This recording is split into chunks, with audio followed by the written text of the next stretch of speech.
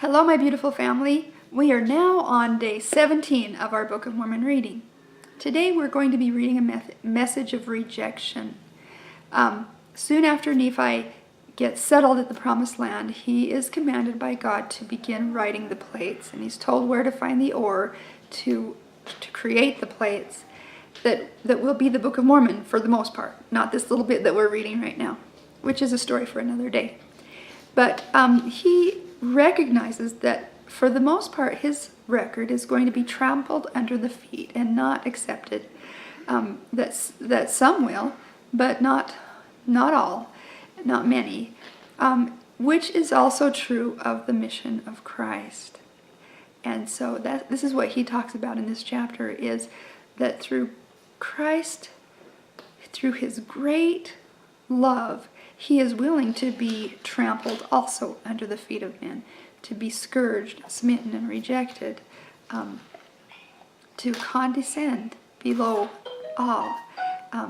So we will be reading today in 1 Nephi chapter 19. And after I had made these plates by way of commandment, I, Nephi, received a commandment that the ministry and the prophecies and the more plain and precious parts of them should be written upon these plates, and that the things which were written should be kept for the instruction of my people, who should possess the land, and also for otherwise purposes, which purposes are known unto the Lord. Nevertheless, I do not write anything upon plates, save it be that I think it be sacred. And now if I do err, even did they err of old, not that I would excuse myself because of other men, but because of the weakness which is in me, according to the flesh, I would excuse myself.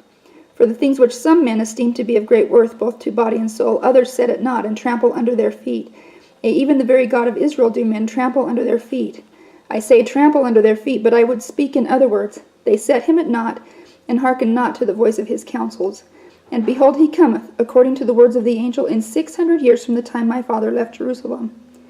And the world, because of their iniquities, shall judge him to be a thing of naught.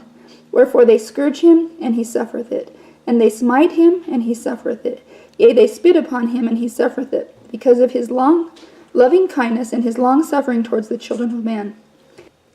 And all these things must surely come, saith the prophet Zenos, and the rocks of the earth must rend, and because of the groanings of the earth, many of the kings of the sea shall be wrought upon by the Spirit of God to exclaim, the God of nature suffers. And as for those who are at Jerusalem, saith the prophet, they shall be scourged by all the people, because they crucify the God of Israel, and turn their hearts aside, rejecting signs and wonders, and the power and glory of the God of Israel. And because they turn their hearts aside, saith the prophet, and have despised the Holy One of Israel, they shall wander in the flesh and perish, and become a hiss and a be hated among all nations. Nevertheless, when that day cometh, saith the prophet, that they no more turn aside their hearts against the Holy One of Israel, then will he remember the covenants which he hath made to their fathers. And I, Nephi, have written these things unto my people, that perhaps I might persuade them that they would remember the Lord their Redeemer. Now it came to pass that I, Nephi, did teach my brethren these things, and it came to pass that I did read many things to them, which were engraven upon the plates of brass, that they might know concerning the doings of the Lord in other lands, among people of old. And I did read many things unto them which were written in the books of Moses, but that I might more fully persuade them to believe in the Lord their Redeemer. I did read unto them that which was written by the prophet Isaiah, for I did liken all scriptures unto us, that it might be for our profit and learning.